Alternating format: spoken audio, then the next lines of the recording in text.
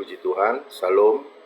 Pagi hari ini saya menyampaikan firman Tuhan berjudul ketaatan yang membawa kemenangan, yang terambil dari Matius 4, pencobaan di padang gurun.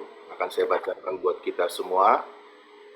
Maka Yesus dibawa oleh Roh ke padang gurun untuk dicobai iblis.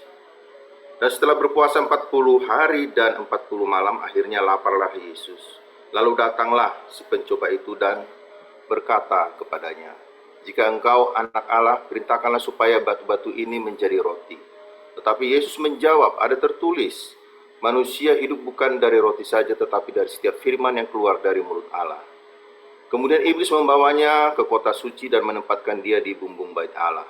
Lalu berkatalah kepadanya, "Jika engkau anak Allah, jatuhkanlah dirimu ke bawah, sebab ada tertulis, mengenai engkau ia akan memerintahkan malaikat-malaikatnya, dan mereka akan menatang engkau di atas tangannya, supaya kakimu jangan terantuk kepada batu." Yesus berkata kepadanya, "Ada pula tertulis, janganlah engkau mencobai Tuhan Allahmu." Dan iblis membawanya pula ke atas gunung yang sangat tinggi dan memperlihatkannya kepadanya semua kerajaan dunia dengan kemegahannya, dan berkata kepadanya, "Semua itu akan kuberikan kepadamu jika engkau sujud menyembah aku." Maka berkatalah Yesus kepadanya, "Hanyalah iblis, sebab ada tertulis, engkau harus menyembah Tuhan Allahmu dan hanya kepada Dia sajalah engkau berbakti." Lalu iblis meninggalkan dia, dan lihatlah malaikat-malaikat datang melayani dia. Puji Tuhan, firman Tuhan ini sudah biasa kita dengar dan mungkin kita sudah biasa mengkhotbahkan firman Tuhan ini. Tapi pagi hari ini saya mau membawakan bahwa ketaatan membawa kemenangan adalah bahwa di dalam firman Tuhan ini, setelah Yesus dibaptis, Roh Kudus membawa dia ke padang gurun untuk dicobai katanya. Ada 3 hal yang kita lihat di sana, yang kita ambil satu pelajaran, yaitu bahwa ada 3 pencobaan seperti firman Tuhan 1 Yohanes 2 ayat 16 ya. Bahwa apa yang ada di dalam dunia ini, yaitu keinginan mata, keinginan daging, dan gangguan hidup. Firman Tuhan ini saya renungkan bahwa kenapa Tuhan Yesus menuliskan ini dalam firman Tuhan, bahwa ternyata modus iblis sampai sekarang adalah yang sama. Kalau kita baca di bagaimana Hawa jatuh ke dalam dosa di Kejadian 3 ayat 6, bahwa ketika dia terpengaruh kepada perkataan iblis, bahwa dia melihat bahwa pohon itu baik dan sedap. Dia melihat bagaimana buah itu, pohon itu membawa pada pengertian menurut dia. Firman Tuhan juga dituliskan ini bahwa ternyata modus iblis itu sama. Senantiasa membawa firman Tuhan untuk mempertentangkan bahwa sesungguhnya kehidupan dunia ini adalah merupakan yang kehidupan sesungguhnya. Pertama kita lihat bahwa dikatakan ketika sudah 40 hari, 40 malam Yesus di padang gurun, dia berpuasa sehingga dia lapar, dan iblis mencobai dia.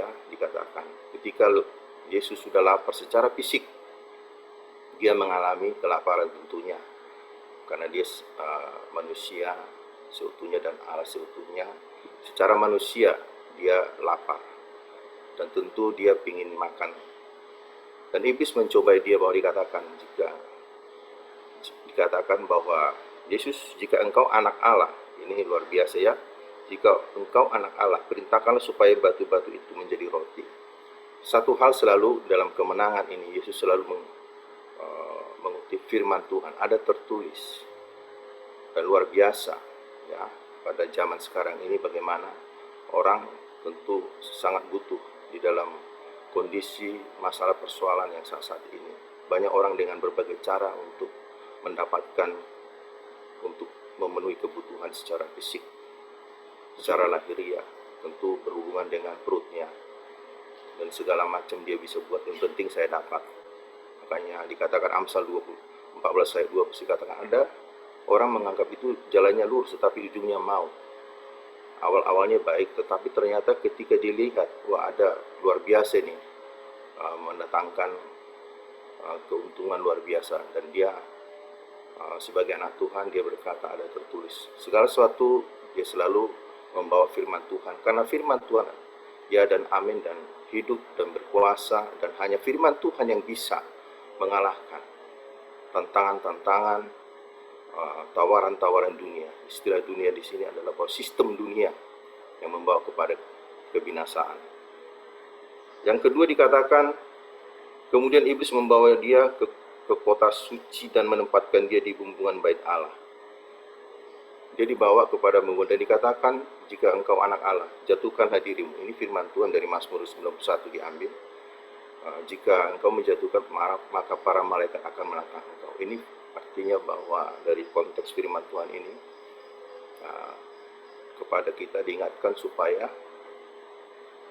kita tidak memanfaatkan firman Tuhan untuk kebutuhan kepentingan diri sendiri. Tetapi firman Tuhan adalah untuk kepentingan rencana Tuhan untuk digenapkan dalam hidup kita. Banyak orang mungkin ya memakai firman Tuhan, mengklaim firman Tuhan, mengklaim janji firman Tuhan hanya untuk kepentingan diri sendiri, bukan kepentingan jiwa-jiwa, bukan kepentingan untuk menolong orang, bukan kepentingan untuk berdoa bagi banyak orang, tetapi untuk kepentingan. Jadi dia klaim, dia doa, dia ini janji Tuhan. Kalau kita baca firman Tuhan, ketika janji itu tergenapi, kita baca sebelumnya, pasti dikatakan kita harus mentaati perintah Tuhan dulu. Di Mazmur jelas dikatakan, Mazmur Daud, bahwa perintah-perintah Tuhan sangat ditunggu-tunggu, dinanti-nantikan Daud, supaya dia melakukan firman Tuhan. Yang dia tahu ketika dia taat kepada firman Tuhan, pasti janji Tuhan tergenapi dalam hidupnya. Tuhan pasti menyelesaikan segala apa yang menjadi kebutuhan dia. Jadi firman Tuhan dipakai bukan untuk kepentingan semata-mata, hanya untuk kepentingan diri sendiri, tetapi utamanya adalah untuk kepentingan banyak orang. Bukan berarti kita tidak bisa untuk kepentingan sendiri, tapi terutama kita bukan hanya sekedar untuk mendapatkan berkat, tetapi terpesona oleh karena Yesus Kristus. Ada firman Tuhan yang dikatakan bagaimana 10 orang kusta, 1 orang yang kembali kepada Tuhan, mengucap syukur datang kepada Tuhan. Dia menerima kesembuhan yang utuh. Ketika mungkin dia waktu mengalami sakit kusta, dia nggak punya kuping, mungkin jari-jari kakinya sudah lepas, tetapi ketika dia datang mengucap syukur, Tuhan menganugerahkan, memberikan kesembuhan total, karena ada ucapan syukur datang kepada Tuhan. Jadi dia datang bukan karena semata-mata karena sembuh seperti yang 9 sembuh pergi, tetapi dia datang karena dia datang kepada sumber, yaitu dia terpesona, dia datang kepada Tuhan sehingga ada pujiannya. Cukuplah Tuhan menjadi bagian daripada hidupku. Ketika dikatakan di sini, ketika dikatakan ada tertulis, dia dibawa kepada gunung yang sangat tinggi dan memperlihatkan kepadanya kekayaan dunia ini. Ini luar biasa. Ini berbicara tentang berhala. Berhala di sini apa yang kita kejar bisa menjadi berhala bagi kita. Apa yang mengikat kita itu menjadi berhala. Bagaimana kita bisa menguji bahwa itu berhala atau tidak? Tentu apa yang dia kerjakan, semakin dia jauh daripada Tuhan, tentu dia itu menjadi berhala. Dia dikejar, tapi Tuhannya semakin mundur, mengejar sesuatu yang fana, yang terbatas, tetapi yang kekal nilainya. Seperti 2 Korintus 4 ayat 18 dikatakan, yang tidak kelihatan adalah kekal. Itu yang dikejar. Ada satu contoh dalam firman Tuhan bagaimana ketaatan membawa kemenangan, seperti Daud. Kalau kita baca 1 Samuel 17, bagaimana Daud itu melakukan hal yang kecil. Ketaatan dia hanya menggembalakan 2-3 ekor domba. Kalau kita lihat, Daud tidak pernah terpikir ke depannya jadi apa dia, tetapi dia hanya tahunya taat. Selama dia taat kepada Tuhan, bagaimana dia menggembalakan, ternyata Tuhan lagi mempersiapkan dia untuk dia membawa satu kemenangan. Daud tidak terpikir ketika orang tuanya Isa disuruh untuk melihat 3 saudaranya, bagaimana keadaan kondisi mereka dengan membawa roti dan keju. Hanya itu tugasnya ke sana. Coba lihat saudaramu, katanya. Dia taat, dia pergi.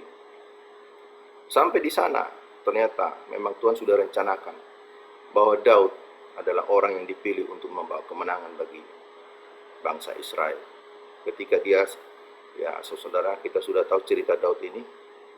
Ketika dia melihat kondisi di sana, luar biasa, bangsa Israel ketakutan karena dia berhadapan dengan Goliat, di mana Goliat di sana diminta untuk mewakili satu orang dari bangsa Israel, barisan Israel, untuk menantang dia. Tetapi ketika Goliat menyerukan suaranya, semua ketakutan karena mereka melihat secara fisik.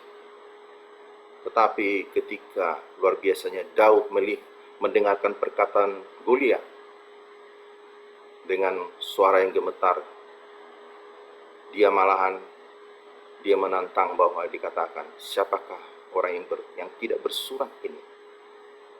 Dia tidak tahu bahwa dia adalah orang yang dipakai Tuhan untuk membebaskan bangsa Israel. Karena kata Goliat, kalau kami kalah orang Filistin, maka kami akan menjadi hamba orang Israel. Tetapi kalau kamu kalah, bangsa Israel menjadi hamba orang Filistin dan Goliat. Bayangkan, itu menjadi sesuatu puncak daripada penentu. Dan Daud mengambil bagian tanggung jawab ini ketika dia sudah tahu dia bahwa pengalaman dengan Tuhan. Ketika dia mendengar yang menghina bangsa Israel dan Tuhannya. Siapakah orang yang tidak bersunat ini? Bicara sunat adalah perjanjian. Ketika Saul tahu mendengarkan kata-kata yang tidak bersunat, dia panggil, baru sadar Saul bahwa ada harapan, secercah harapan. Dan dia dipanggil sama Saul, bagaimana Saul tidak percaya bahwa ini akan maju, bahkan dia tidak punya pengalaman apapun. Dia hanya punya pengalaman dengan Tuhan. Tapi Daud tidak tahu bahwa dia adalah orang yang dipakai untuk menentukan nasib bangsa itu. Apakah bangsa Israel menjadi hamba daripada Filistin dan Goliat? Karena tidak ada satupun, bahkan mereka mendengar suara Goliat aja sudah ketakutan. Tetapi Daud di sana dipakai Tuhan oleh Roh Kudus yang membawa dia bahwa hanya dengan batu untuk mengalahkan Goliat. Ini luar biasa ketaatan bagaimana Daud, dia peka kepada Roh Kudus, dia peka kepada bagaimana pengalaman membawa dia kepada kemenangan, bahwa hanya dengan batu kecil bisa mengalahkan Goliat. Ini saya percaya bahwa karena Tuhanlah membawa kemenangan. Luar biasa, dimulai ketaatan dari hal kecil. Daud dipercayakan untuk membebaskan bangsa Israel, membawa bangsa Israel menjadi satu kemenangan. Kalau Daud tidak ada, mungkin bangsa Israel menjadi hamba, budak daripada Palestina. Saya percaya kita juga ketika kita ada di Indonesia, gereja dipakai Tuhan untuk mewakili bangsa ini, berdoa bagi bangsa ini. Kita adalah penentu nasib daripada bangsa dan kota kita. Dengan firman Tuhan mengalahkan seluruh isi dunia ini, di mana sistem dunia ini akan membawa orang kepada kebinasaan. Tetapi ada gereja Tuhan untuk dipakai Tuhan sebagai penentu, yaitu gereja Tuhan. Mari Bapak Ibu, kita berdoa terus untuk bangsa Indonesia, berdoa untuk kota kita, bahwa janji Tuhan sudah memberikan kemenangan, bahwa ketika Yesus di padang gurun, artinya bahwa Yesus sudah memberi kemenangan di pihak kita. Kita memulai doa dari kemenangan, bukan untuk merebut kemenangan, tetapi doa dimulai daripada kemenangan, ucapan syukur, karena dia sudah menyelesaikan di kayu salib dengan sempurna. Puji Tuhan, mari kita berdoa.